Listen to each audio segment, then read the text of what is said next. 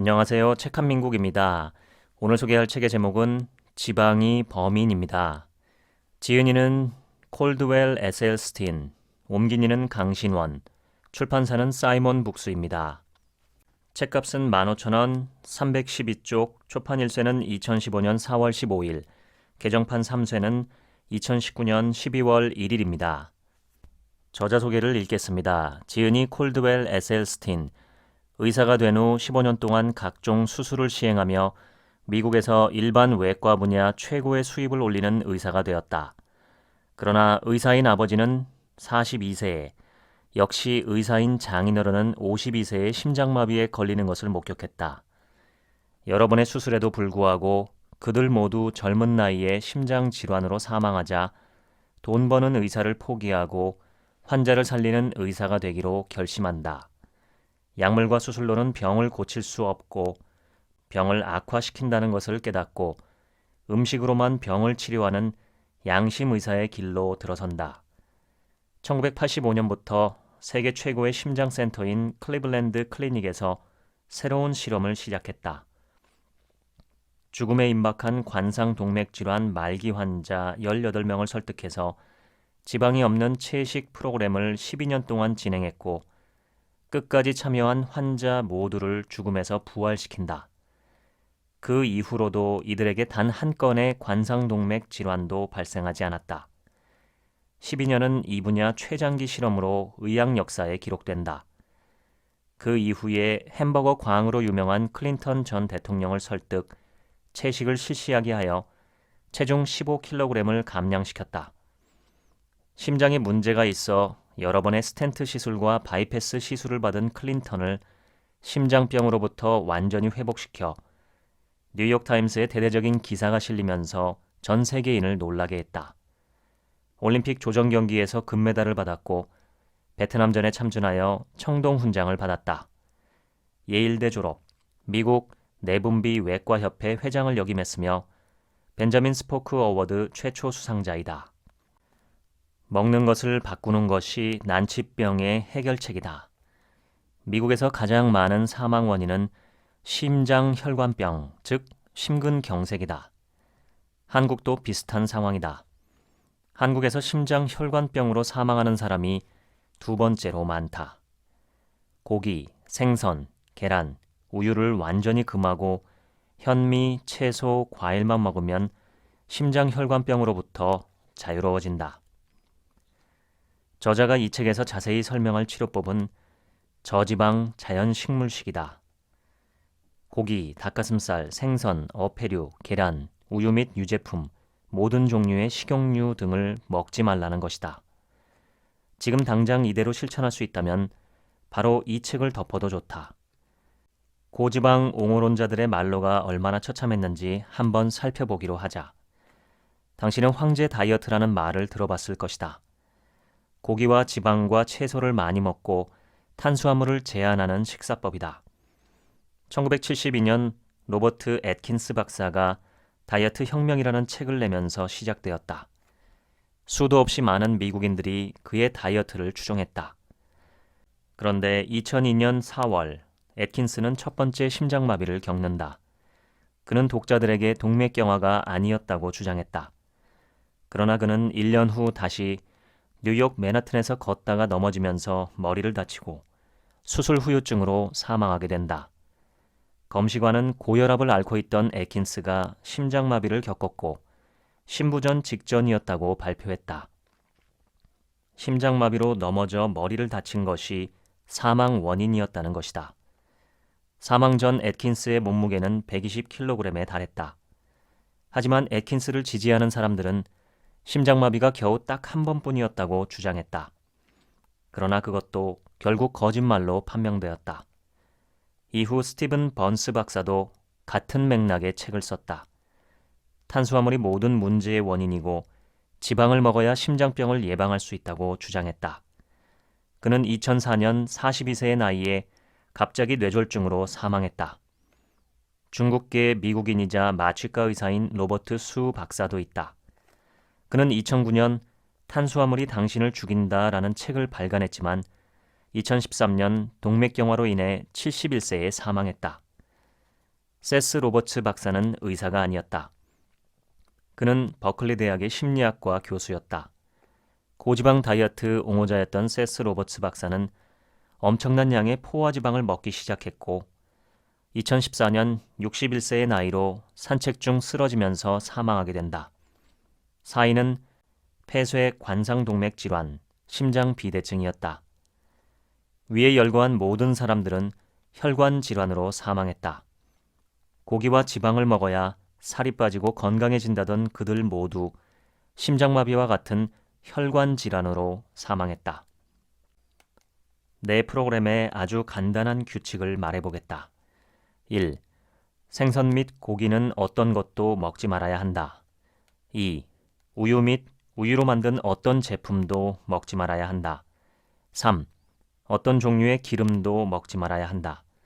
올리브 오일 및 건강에 좋다는 어떤 기름도 안 된다. 4. 아보카도 및 견과류도 먹지 말아야 한다. 하지만 다음과 같은 음식은 마음껏 먹어도 된다. 아보카도를 제외한 모든 채소, 푸른색 채소 및 뿌리식물, 노랑, 빨강 등 모든 색깔의 잎채소, 완두콩, 렌티콩을 비롯한 각종 콩류, 통곡물, 그리고 각종 통곡물로만 만들어진 빵이나 파스타, 모든 종류의 과일. 식물식이 관상동맥 질환을 치료한다는 증거는 수도 없이 많다. 심장을 살리는 음식을 먹는다는 것은 다른 수많은 질병도 치료하는 음식을 먹는 셈이 된다. 치매를 예방하는 것과도 직결된다. 음식 때문에 발생하는 각종 만성 질환, 즉 발기불능, 유방암, 전립선암, 결장암, 직장암, 자궁암 등으로부터 당신을 구해줄 것이다. 모든 질병은 혈관병이기 때문이다. 칼로리를 계산하지 않고도 몸무게 때문에 걱정할 일이 없어질 것이다. 비만이었던 사람은 날씬하게 될 것이며 아무리 먹어도 다시는 살이 찌지 않을 것이다. TV에 나와서 이것을 먹고 저것을 먹지 마라고 얘기하는 의사들은 당신과 똑같이 신문과 잡지와 책에서 듣고 배운 것들을 얘기할 뿐이다. 그들이 당신보다 음식에 대해 전문가일 것으로 생각한다면 그것은 완전히 착각이다. 의사들의 교육 과정에서는 음식에 관한 내용은 거의 찾아볼 수가 없다. 과거에도 그랬듯이 지금의 모든 의대생들도 약품 사용법이나 수술법 등을 배운다. 질병을 예방하는 어떤 것도 수업 내용에 없다. 만일 의사가 자연치료와 같이 전혀 다른 방법으로 병을 치료한다면 그 의사는 가난해질 수밖에 없다. 그래서 의료산업은 계속해서 첨단 의료 행위를 의사에게 강요하는 것이다. 지금도 당신의 심장병 전문의는 음식보다는 약물보다는 수술을 권할 것이다. 그렇게 권하지 않는 의사가 있다면 그 의사는 병원의 수입에 방해되는 허접한 의사로 찍혀서 퇴출될 것이기 때문이다. 관련 서적과 논문을 읽으면 읽을수록 나는 인간의 모든 질병은 음식과 가장 큰 연관성이 있다는 확신을 갖게 되었다. 한국전쟁과 베트남전쟁 중에 사망한 미군의 시체를 부검한 결과 20대의 젊은이들에게서 동맥이 심하게 막혀있는 동맥경화 증세가 만연해 있음을 발견했다. 한국군과 베트남군의 혈관은 상대적으로 매우 깨끗했으며 혈관의 지방 침착이 거의 발견되지 않았다. 전장에서 사망한 젊은 미군의 80%에게서 관상동맥 질환의 징후가 발견된 것이다. 그러나 살아남은 병사들을 대상으로 매 10년마다 검사한 결과는 더욱 끔찍했다. 시간이 갈수록 더 악화된 것이 증명되었기 때문이다. 우리는 고기를 먹어야 힘이 난다고 했으며 그것이 마치 가진 자들의 전유물처럼 생각했다. 그러나 이제 우리는 그것들이 거짓임을 알게 되었다. 내 실험은 신약이나 신기술을 사용하지 않기 때문에 병원 윤리위원회의 승인을 받아낼 수 있었다. 내 실험의 핵심은 실험에 참여한 모든 환자들이 표준적인 심장병 식단을 따르지 않는다는 것이었다. 저지방 식물식 식단이 그들을 어떻게 변화시키는지 직접 눈으로 확인하고 싶었기 때문이다. 1985년 10월에 시작된 이 장기 실험의 첫 단계는 1988년까지 계속되었다. 클리블랜드 클리닉의 심장내과 의사들이 추천한 24명의 환자들로 구성되었다. 모두 중증 관상동맥 질환 환자들이었고 각종 증세에 시달려 심신이 매우 허약한 상태였다. 나는 환자들에게 다른 수단을 요구하지 않았다. 운동이나 요가 등을 시키지 않았다는 말이다. 콜레스테롤은 흰색의 기름진 물질로 식물에는 없고 오직 동물에게서만 발견된다. 이는 인간의 세포를 보호하는 막을 형성하는 데 아주 중요한 것이며 성호르몬의 기본적인 원료이기도 하다. 우리 인간의 몸은 콜레스테롤이 꼭 필요하다. 그러나 우리 인간은 스스로의 콜레스테롤을 만들어낸다. 이것은 아주 중요하다. 인간은 콜레스테롤을 일부러 따로 먹을 필요가 없다는 말이다. 그러나 우리는 그런 어리석은 일을 하고 있다. 소고기, 닭고기, 생선, 계란뿐만 아니라 유제품과 같은 각종 동물성 식품을 매일 먹고 있다는 말이다. 그것은 필요 이상의 물질을 인간의 몸에 억지로 구겨 넣는 일과 같다. 뚱뚱한 채식주의자들이 고기를 먹지 않는데도 불구하고 각종 혈관 질환에 걸리는 이유는 기름, 버터, 치즈, 우유, 아이스크림, 도넛, 감자튀김을 먹기 때문이다. 나는 이와 같은 결론을 내서 단 한 푼도 벌지 못한다. 오히려 더 가난해질 수도 있다. 단도직입적으로 말하겠다. 식물식을 하라. 과일과 채소와 통곡물을 먹어라. 이렇게 간단하다. 식물식을 해서 콜레스테롤 수치를 150mg 데시리터 이하로 낮추고 LDL 콜레스테롤 수치를 80 이하로 낮추면 당신의 동맥 혈관에 어떠한 지방과 콜레스테롤도 쌓이지 않는다. 내 의견에 반대하던 아주 유능한 의사 한 분이 음식에 대한 본인의 신념을 환자들에게 말하는 것을 들은 적이 있다. 고기든 생선이든 이것저것 골고루 드세요. 과연 진실일까? 메타 분석이라는 것이 있다. 같은 주제에 대해서도 의견이 분분한 개별적인 연구 결과들을 모두 모아서 통합적으로 분석하는 방법이다. 이러한 분석이 1988년 관상동맥 질환을 대상으로 행해진 적이 있다. 위스콘신주에서 행해진 이 연구에서 무려 4,437명의 환자가 참여했던 10가지의 실험을 분석해 보았다. 결국 지방 섭취를 대폭적으로 줄인 관상동맥 질환 환자들이 그렇지 않은 환자들에 비해 훨씬 좋은 결과가 있다는 보고서를 발표하게 되었다. 그러나 가장 좋은 결과는 동물성 지방 섭취를 전혀 하지 않은 환자들에게서 나왔다. 우리 연구의 핵심은 단순히 지방과 콜레스테롤의 섭취를 줄이는 것이 아니라 식물에 자연스럽게 함유되어 있는 지방, 즉 많아야 10% 정도의 지방을 제외하고는 어떤 지방도 섭취하지 않는 것이었다. 핵심은 식물식이다. 과일과 채소와 통곡물만을 먹는 방법이다. 우리는 맛있고 매력적이면서도 가격도 그리 비싸지 않은 독성 음식의 환경에서 살고 있다. 거기에는 식생활을 절대 바꾸지 못하게 하는 강력한 상업 자본주의 세력이 있다는 것을 잊어서는 안 된다. 낙농업자와 축산업자와 유가공업자 등 각종 관련 산업들의 강력한 로비 활동은 콜레스테롤 수치의 표준점을 낮추려는 양심 있는 과학자들에 대해서 강펀치를 날리고 있다. 아주 간단히 설명하자면 여우들에게 양계장의 경비를 맡기고 있는 셈이다. 생선 가게를 고양이 칠형제에게 안전하게 지키라고 완장을 채워준다면 어떻게 되겠는가? 현재 미국 시민의 음식 섭취에 대한 공식적인 가이드라인은 1970년대 이후 미국 농무부가 담당하고 있다. 그런데 놀라운 것은 그들의 전임 근무지가 거의 축산 및 유가공 회사라는 것이다. 가이드라인을 만든 11명의 위원 중에서 6명이 이들 산업체의 경제적인 지원을 받고 있음이 밝혀졌다. 여기에는 위원회의 위원장까지 포함되어 있었다. 내 견해로는 미국 농무부는 미국인의 영양 기준을 제시하는 책임 있는 기관으로 자격이 없다. 그들은 미국의 농축산업체와 유가공업체의 목소리를 대변하고 있기 때문이다. 하지만 아직까지 미 농무부는 미국인들이 무엇을 어떻게 먹어야 하는지의 표준을 제시하는 강력한 파워를 행사하고 있다. 5년마다 새로운 가이드라인을 만들어서 국민을 현혹시키고 과학을 배신하는 행위를 계속하고 있는 것이다. 미 합중국 농무부가 책임을 지고 공표한 가이드라인이라는 것은 마치 우리의 평화로운 가정에 시카고의 전설적인 갱단 두목 알카포네를 초청한 것과 다를 바 없다.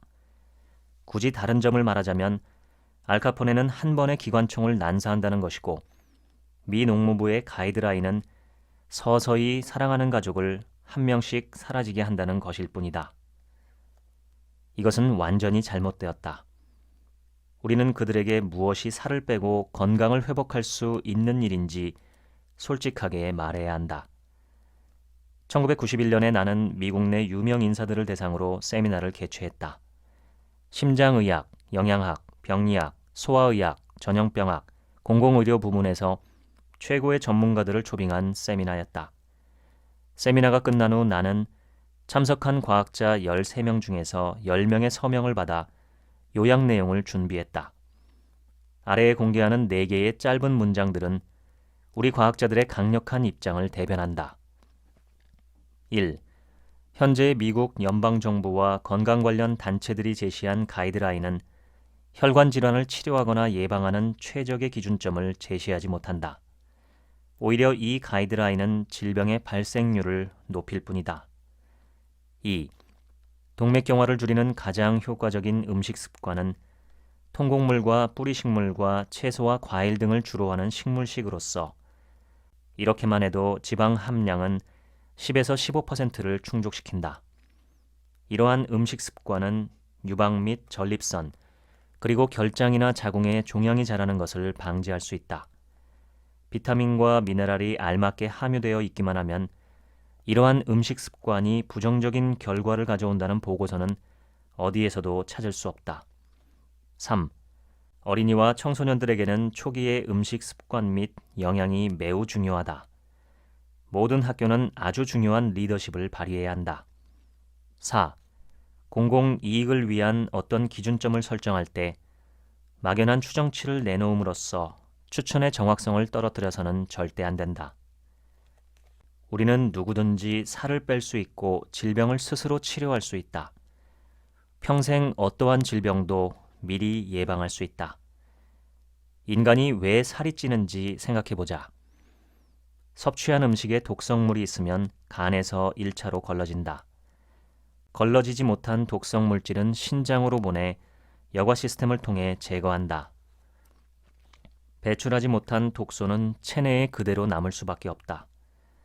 당신이 하루에 처리할 수 있는 독소가 10개인데 매일 15개씩 들어온다면 처리하지 못한 독소는 어디로 가겠는가? 바로 이때 우리의 현명한 몸은 살기 위해서 비교적 안전한 장소에 노폐물을 저장한다. 그 장소는 어디일까? 바로 지방세포다. 살이 찌는 것은 다른 관점에서 보자면 인간이 죽지 않고 살아내기 위한 안간힘의 자생 노력이다. 그래서 일단 지방이라는 안전한 장소에 저장하는데 독소가 계속 늘어나면 우리 몸은 지방과 수분을 늘려서라도 독소를 저장하려고 안간힘을 쓴다. 살기 위해서 몸을 불린다는 말이다. 당신이 아무리 적은 양의 음식을 먹더라도 독소 가득한 음식만을 먹는다면 살이 찌게 되어 있다. 그래서 물만 먹어도 살이 찐다는 말이 나오는 것이다. 지방은 또한 수분과 친화력이 있어서 수분도 불러 모아서 독소를 저장한다. 체중이 늘어나지 않을 수가 없다. 살이 찌는 대부분의 사람들은 독소를 많이 품은 음식, 즉 동물성 음식과 공장 음식을 좋아한다. 우리 인간은 700만 년 동안 이런 독극물들을 대량으로 먹을 수 있도록 진화하지 않았다. 소에게 정상적인 사료를 먹이면 살이 안 찌기 때문에 산업 오수와 기름을 첨가하면 30%나 더 빨리 체중이 불어난다. 소에게 그런 독성 물질을 먹이면 살이 찌는 이유는 무엇일까? 그렇다. 독성 물질을 지방과 수분 속에 품어서라도 살기 위해 살을 찌우는 것이다. 소도 살기 위해 몸을 붓게 만드는 것이다. 죽지 않기 위한 소의 자기 처방인 것이다. 인간도 살찐 소와 똑같이 살기 위해 살을 찌운다는 것을 이해하기를 바란다. 그렇다면 살이 빠지는 방법은? 독성물질을 몸에서 몰아내기만 하면 되는 것이다. 다시는 독성물질이 몸에 들어오지 못하게 하는 음식을 먹으면서 살기만 하면 평생 살이 안 찐다는 말이다. 그렇다면 무엇이 독성물질을 몰아내는가? 지금까지 내가 계속 주장해온 식물식을 실천하면 되는 것이다. 신선한 채소와 과일에는 산화질소라는 물질이 아주 많은데 이것이 독소를 배출하는 천연 약품이다. 또 각종 통곡물에는 섬유질이 많은데 이것이 몸속의 기름때를 몰아내주는 청소부이다. 인간은 왜 육식동물이 아닌가? 나는 진화론에 대한 책들과 건강과 의학서적을 참 많이 읽었고 채식 의사들과도 많은 토론을 했다. 내가 내린 결론은 인간이 침팬지에서 갈려나와 식물식을 하면서 진화했고 식물식을 하도록 몸이 구성되어 있다는 것이었다. 침팬지는 인간과 유전자가 96.4%가 일치한다. 침팬지는 거의 대부분을 과일과 나뭇잎을 먹으면서 산다. 우리 인간이 육식동물로 진화했다면 악어나 사자처럼 고기를 뜯어먹기 좋게 송곳니가 발달했을 것이다. 인간의 치아 구조는 과일을 베어먹기 좋게 앞니와 송곳니가 나 있고 과일과 채소와 곡물을 갈아먹도록 어금니가 발달되어 있다. 만약 인간이 육식동물이라면 사자나 호랑이나 개나 고양이나 악어처럼 아주 날카로운 송곳니가 발달되어 있을 것이다. 인간의 내장 구조는 과일과 채소와 곡물을 소화시키기 쉽게 장의 길이가 10m 정도 길게 발달되어 있다. 만약에 인간이 육식동물이라면 동물성 음식이 부패하는 것을 막기 위해서 사자나 호랑이처럼 장이 짧게 발달되어 있을 것이다. 인간의 손은 또 어떠한가? 사자나 하이에나처럼 얼룩말과 소를 잡아먹기 위해 날카로운 발톱을 갖추었는가? 우리의 손은 겨우 과일을 따먹거나 채소를 채집하거나 뿌리 식물을 뽑아 먹을 수 있을 정도일 뿐이다. 그렇게 700만 년 진화해 온 것이다. 인간의 후각은 또 어떠한가? 야생의 세계에서 사자는 2km 밖에 있는 들소의 냄새를 맡아낸다. 하이에나는 죽은 시체의 냄새와 피냄새를 반대편 산에서도 맡아낸다. 당신의 집에서 키우는 개도 멀리서 달려오는 당신의 발자국 소리와 냄새를 정확하게 알아차린다. 인간은 어떨까? 불로 굽거나 양념하지 않은 야생 그대로의 고기 냄새를 인간은 맡아내지 못한다. 그러나 우리의 후각은 야생 그대로의 사과, 포도, 복숭아의 향기를 사자나 하이에나보다 더 잘 맡아낸다. 호모사피엔스보다 먼저 출발한 호모 에렉투스는 육식동물로 밝혀졌다. 그들의 뼈를 분석한 과학자들은 30세 이상을 산 호모 에렉투스의 뼈를 발견해내지 못했다. 그러나 식물식 인간인 우리의 진짜 조상 호모사피엔스는 20만 년 이상 식물식을 해옴으로써 현재의 긴 수명과 건강을 유지해오고 있다. 그러나 1만 년 전 우리 인간은 각종 동물을 인위적으로 사육함으로써 과다한 육식 생활을 하게 된다. 거기에다 비교적 최근의 산업혁명 이후 우리 인간은 각종 공장 음식을 섭취함으로써 비만과 질병에 시달리기 시작했다. 식물식만으로도 지방을 10%나 섭취하게 된다. 10%는 아주 이상적인 지방 함량 식사다. 이 10%는 심장을 전혀 파괴하지 않고 인간의 몸을 건강 상태로 이끄는 최적의 지방 함량이라는 점을 명심하기 바란다. 또한 단백질이 부족할 염려도 전혀 없다. 내가 추천한 재료들을 골고루 충분히 섭취하기만 하면 50에서 70g 정도의 단백질을 매일 섭취하게 되는데 이것은 건강한 몸을 만드는 데 아주 적절한 분량이다. 해를 거듭할수록 식물식이 다른 만성질환도 똑같이 치료한다는 사실을 깨닫게 되었다. 어찌 보면 당연하다. 인간의 몸을 구석구석 누비고 있는 혈관의 길이가 12만 킬로미터다. 지구를 3바퀴나 돌 수 있는 길이다. 우리 몸에는 혈관이 닿지 않는 곳이 없다. 고혈압, 당뇨, 비만을 비롯한 각종 만성 질환도 결국은 혈관의 문제라는 것이 자명하다. 혈관이 살아나면 병이 낫는 것이고 혈관을 깨끗하게 유지하면 평생 건강하게 장수한다. 상업 자본주의 병원과 의사들이 왜 그렇게 수술에 열광하는지 당신은 짐작했는가? 맞았다. 바로 돈 때문이다. 이제는 바뀌어야 한다.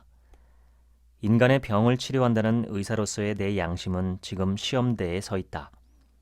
지금 세상을 바꾸지 않으면 우리는 모두 의료계의 희생양이 될 것이다. 모든 동물들은 스스로 치료하는 능력을 갖고 있다. 인간 또한 수백만 년을 진화해 오면서 그 능력을 발전시켜 왔다. 의사들은 길을 걸어가는 행인 누구도 과소평가해서는 안 된다. 우리는 불필요한 각종 약물과 수술을 통한 오만한 소유욕을 버려야 한다. 모든 사람이 각자 스스로 질병을 치료할 수 있고 예방할 수 있다는 진실을 알려야 한다. 클린턴 전 대통령은 2010년 1월 몹시 피곤함을 느껴 의사를 찾아간다. 그곳에서 그는 2개의 스텐트를 삽입하는 긴급 수술을 받게 된다. 그는 그 이전 2004년에 이미 주요동맥 4개가 막혀 심장 바이패스 시술을 받았었고 합병증으로 많은 시련을 겪었다. 햄버거 광이었던 클린턴은 바이패스 시술과 스텐트 시술 등 여러 번의 시술을 받았지만 완치되지 않았다. 그는 어느 날 에셀스틴 박사의 책 지방이 범인을 읽고 충격을 받는다. 그는 채식주의자가 되기로 결심했다. 그리고 15kg을 감량했다. 몰라보게 날씬해진 그는 더 이상 아무런 수술을 받지 않는다. 심장병에서 완치되었고 그 후론 다시는 살이 찌지 않았다. 다음은 옴기니의 글을 읽어드리겠습니다. 그런데 옴기니의 글을 읽어드리기 전에 옴기니 소개를 읽어드리겠습니다. 옴기니 강신원, 서울에서 문학을, 뉴욕에서 신문방송학을 공부했다. 뉴욕과 서울을 오가며 광고 대행사에서 카피라이터로 일했다. 세상에 달콤한 설탕물을 빨며 희희낙낙 살았다. 상업 자본주의의 나팔수 역할을 한 것을 나중에서야 반성했다. 남에게 보여주는 삶에서 내가 즐거운 삶으로 방향을 틀었다. 조금 가난해졌지만 비로소 행복해지기 시작했다. 번역서로는 다이어트 불변의 법칙, 나는 질병 없이 살기로 했다. 어느 채식 의사의 고백, 살 안 찌고 사는 법 등이 있다.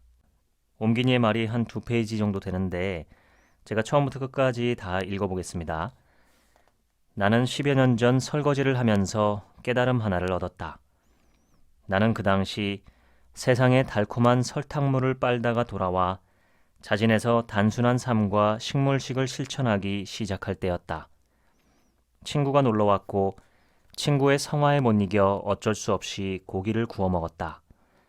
그가 돌아간 후 허연 기름이 묻은 프라이팬을 놓고 생각에 잠겼다. 나는 또한 그 당시 자연주의자로 돌아가기로 결심했고 당연히 세숫비누와 하이타이, 퐁퐁과 치약과 샴푸와 로션 등을 집안에서 치워버린 터였다. 당연히 퐁퐁이 없어서 기름기를 닦을 수 없었던 것이다. 아하, 이런 현상이 몸에서도 똑같이 일어나겠구나. 동대문 광장시장에 가면 순인의 빈대떡이라는 유명한 음식점이 있다. 나는 외국에서 손님들이 오면 전통시장 보여주는 것을 즐겨하는데 그 광장시장에서 화들짝 놀랐다. 빈대떡을 부치는 것이 아니라 기름에 튀기고 있었기 때문이다. 이제 한국에서는 기름에 튀긴 음식이 대세로 우뚝 자리 잡았다. 프라이드 치킨이 그렇고 도너츠가 그렇고 돈가스가 그렇고 심지어는 호떡까지 튀겨낸다.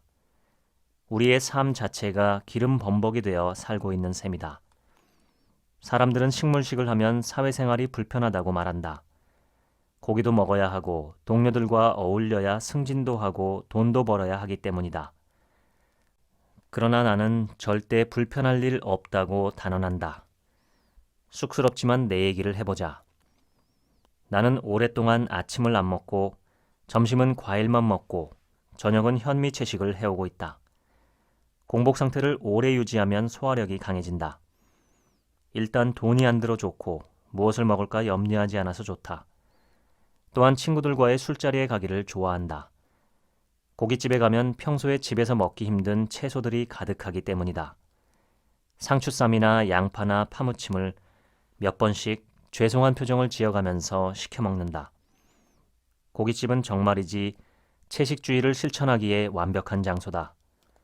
그것은 마치 내가 그렇게 증오하던 적의 진지에 초대되어 들어가 황금 덩어리를 선물로 받고 나오는 것과 똑같다. 세상엔 적들이 많기도 하지만 우리는 그 적들을 우리 편으로 얼마든지 만들 수 있다. 그렇게 채소를 먹고 나면 다음날 변을 얼마나 시원하게 보는지 모른다. 체중계의 눈금은 어제보다 1kg이나 줄어있다. 당신도 이렇게 한 달만 실천해 보시라. 나는 80kg에서 63kg으로 몸무게를 줄였다. 너 그 뱃살 어떡할래? 소리를 듣다가 총각 몸매시네요 라는 소리를 듣게 되었다. 30분 이상 걸으면 숨이 찼었는데 5시간 산행도 날아다니게 되었다. 고통스럽던 알러지도 사라졌다. 20년 넘게 병원에 가본 적이 없다. 나는 자유인이 된 것이다. 자유인이란 무엇인가? 그것 없이 못 사는 사람은 감옥에 갇힌 사람이다. 병원과 약과 자동차와 화장품과 샴푸가 없으면 못 사는 사람은 세상이라는 감옥에 갇힌 죄수나 다름없다. 그러나 그런 것이 거의 다 필요가 없어졌다.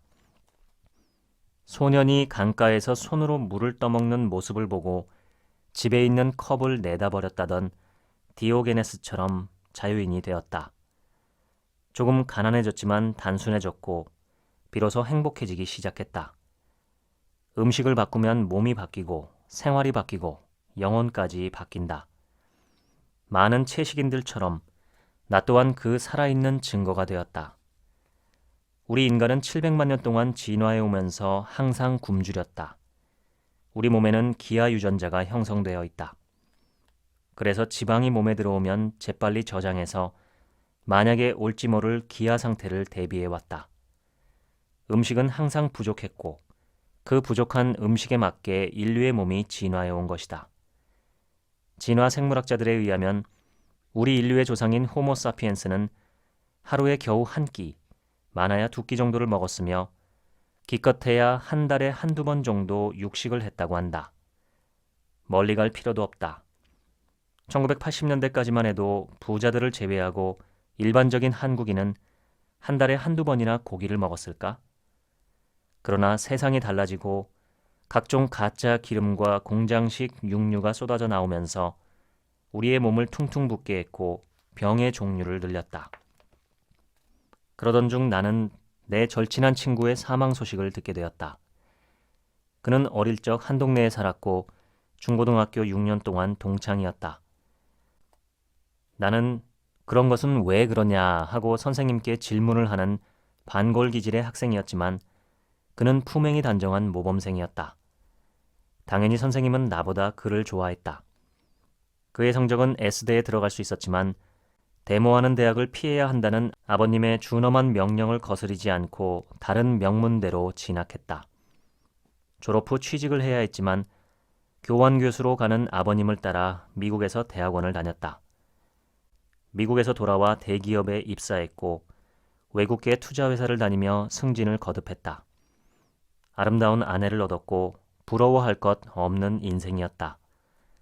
그러던 그가 어느 날 집 욕실에서 나오다가 아무런 이유도 없이 쓰러졌다. 심장마비였다. 에셀스틴 박사가 말하는 지방 가득한 음식으로 인한 혈관 질환이었다는 말이다. 손쓸 사이도 없이 그는 그 자리에서 젊은 삶을 마감했다. 에셀스틴 박사가 14장에서 언급한 심장병 환자 4명 중에서 1명에게 나타나는 최초의 증상, 바로 사망이었던 것이다. 나는 내 친구들과 음식에 관련된 얘기는 해보지 않았다. 사람들은 일반적으로 채식인들을 별종으로 보기 때문이다. 그는 왜? 라는 질문을 좀처럼 하지 않는 사람이었다. 음식을 골고루 먹어야 한다는 세상의 통념을 정면에서 반박하는 나와 달리 그는 보통의 한국인처럼 세상의 뜻을 따랐고 세상의 음식을 먹었다. 나는 지금 내 친구를 탓하는 것이 아니다. 나도 충분히 슬펐고 많이 놀랐었다. 그는 적지 않은 부와 명예를 남기고 떠났다. 한국에서 사망 원인 1위는 혈관 질환인데 하루에 무려 160여 명이 사망한다. 여기에 심근경색과 뇌졸중 등을 포함하면 암보다 높다. 1년에 무려 6만 명이 혈관 질병으로 사망한다. 이것은 경기도 가평군의 인구가 매년 한반도에서 사라지는 것과 같다. 이 혈관 질환을 일으키는 직접적인 원인이 바로 과도한 지방 섭취다. 무섭지 않은가? 진실은 너무 단순하다. 그리고 그런 진실은 진정성을 가지고 있다. 이 책은 그 단순한 진리를 저자가 직접 체험한 12년의 실험을 통해서 조목조목 증명해낸다. 과도한 지방 섭취가 어떻게 비만을 만들고 목숨을 앗아가는지 설명해 놓았다. 해결책을 적어 놓았음도 물론이다. 에셀스틴 박사는 지방이 우리 몸에 미치는 영향 분야에서는 세계적인 권위자다. 그는 12년 동안 동맥경화에 걸려 곧 죽어가는 18명의 환자를 대상으로 실험했는데 단순히 음식만 바꾸어서 실험에 끝까지 참여한 환자 모두의 목숨을 살려냈다. 무덤에 들어가는 시체들을 끌어내어 부활시킨 것이다. 이 책은 발간 후 몇 년 동안 미국 건강 분야 베스트셀러 자리를 놓치고 있지 않은 명저 중의 명저로 소문나 있다. 클린턴 전 대통령의 이야기도 화제다. 던킨 도너츠를 수십 개나 먹던 사람, 맥도널드 햄버거를 사랑하던 클린턴은 결국 2004년에 관상동맥 우회 수술을, 2005년에는 폐질환 수술을, 2010년에는 심장 수술을 받았다. 그런 그가 에셀스틴 박사의 지도로 음식 습관을 바꾸고 나서 15kg을 감량하고 심장병을 완치했던 일화는 유명하다. 뉴욕타임스에 소개되어 에셀스틴 박사의 지명도를 높였음은 물론이다. 그럼에도 불구하고 나는 에셀스틴 박사의 책이 한 번도 우리나라에 소개되지 않았다는 사실을 알고 화들짝 놀랐다. 그러니 이 책을 번역하는 내내 얼마나 가슴이 떨리고 즐거웠는지 독자 여러분은 상상할 수 있으리라. 이 책을 한국에서 거의 처음 영어로나마 읽었고 그것을 아름다운 우리말로 번역까지 하게 된 나는 행운하다. 그리고 이 책의 마지막 페이지를 닫을 때쯤 독자 여러분도 행운하라는 사실을 깨닫게 될 것이다. 음식은 몸을 바꾸고 마침내 영혼까지 바꾼다. 다음은 목차입니다. 1장. 음식으로 모든 병을 치료한다고? 2장. 돈 버는 의사에서 가난한 의사로 방향을 틀다. 3장. 12년이라는 길고 긴 실험을 시작하다. 4장. 지방은 어떻게 당신의 몸을 공격하는가? 5장. 골고루 먹어야 한다는 통념은 진실일까? 6장. 12년 동안 놀라운 일들이 발생했다. 7장. 왜 어떤 의사도 진실을 말해주지 않았을까? 8장. 살 안 찌고 병 안 걸리는 방법은 너무도 간단하다. 9장. 이럴 때는 어떻게 하죠? 자주 묻는 질문들. 10장. 건강에 좋다는 올리브유를 왜 먹지 말라는 거죠? 11장. 존경하는 나의 동지들을 소개합니다. 12장. 모든 병의 원인은 지방 때문이다. 13장. 당신의 혈관은 9살 어린이처럼 깨끗해질 수 있다. 14장. 진실은 항상 단순하다. 식사법을 위한 가이드라인. 15장. 우물에 빠졌다가 살아난 7인의 용사들. 지금까지 지방이 범인 소개해드렸습니다. 이 책 정말 꼭 한번 읽어보시기를 추천합니다.